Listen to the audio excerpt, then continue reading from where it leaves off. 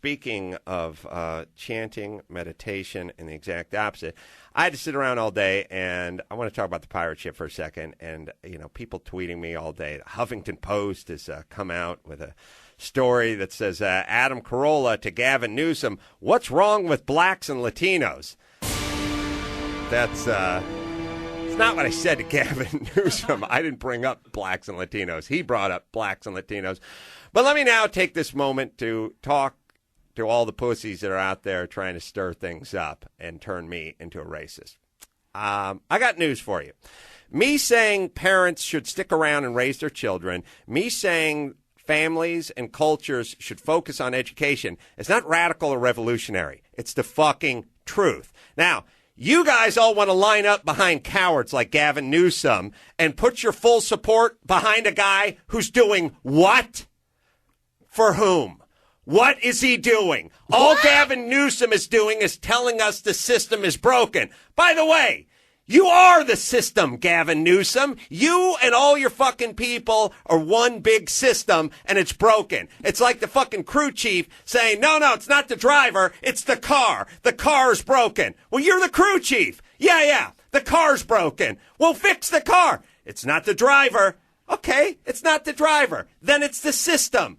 You are the system, Gavin Newsom. Fix the system. But you won't fix this system because you know what it takes to fix the system. And you're a fucking coward. And guys like Huffington Post, you guys fucking line up behind these people. And let me tell you something. You guys all have blood on your hands because the problem could be fixed. It's a problem. And it's a problem that involves bodies. People die every year. There's people getting shot. There's brown people shooting other brown people on the streets of Chicago every fucking day of the week. And you guys sit there silently. If it was a Sandy Hook situation or anything else, you'd be all up in arms, but you can't say a word. So you sit there with your fucking coward hands over your fucking cowardly little soup coolers. And then when somebody has the guts to say something, to speak the truth for fucking one hot second, you jump up his ass and call him a racist. Thus, you silent the media. Now you perpetuate the problem. So the politicians sit there with their arms folded because they're cowards and they're pussies and they're in the job.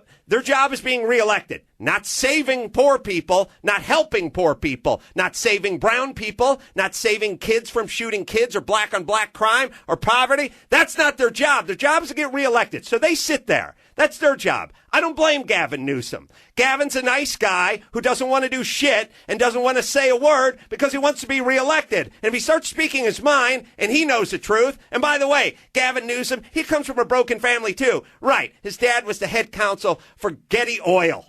Okay? His dad's an attorney for Getty Oil growing up. He didn't grow up without having to make ends meet. That's such bullshit. Not just an attorney, the attorney. The attorney for the biggest oil company, one of the biggest oil companies around. That's what your dad did, and you're trying to fucking have us play a violin for you in your hard Scrabble upbringing so you can be one of them? Are you fucking nuts? I'd love to know what schools he went to. I'd love to know all the fucking private schools and nannies and all the places he was toted around. But all right. Gavin Newsom and Viragosa, and Governor Brown, all you guys, you have to fucking walk the walk and talk the talk and shut your fucking pussy holes because you got to get reelected. I understand that. That's your job. I don't want you reelected, but you can't say a word because you'll get thrown out on your ass. But the news media, it's your job to try to do something. It's your job to blow the lid off these things. This is an epidemic. It's an epidemic. What's going on in the black community is an epidemic. And it's an epidemic that's involving people dying every day. If this was sickle cell, you guys would be talking about it. But it's not.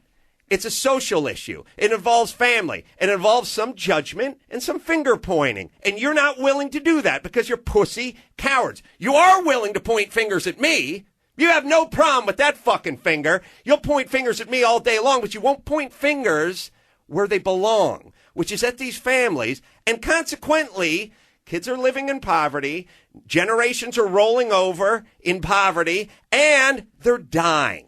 They're shooting each other. They're stabbing each other. They're killing each other. You won't say a word. The politicians won't say a fucking word. The so-called leaders won't say a fucking word. And when I say a fucking word, I'm called a racist. So you can silence me. Good. Have it your way. Nobody say a fucking word, and then we'll watch all the black and brown people just go off into poverty, and we'll hear all the stories about all the 14-year-olds on the streets of Chicago being shot by other 14-year-olds. Is that your plan? You fucking coward pussies. So let me tell you something. I got something called a pirate ship, Huffington Post. I don't give a fuck about you and your fucking opinions. Hold on. Did you hear that sound? That was the sound of me selling a bottle of Mangria, you pussies.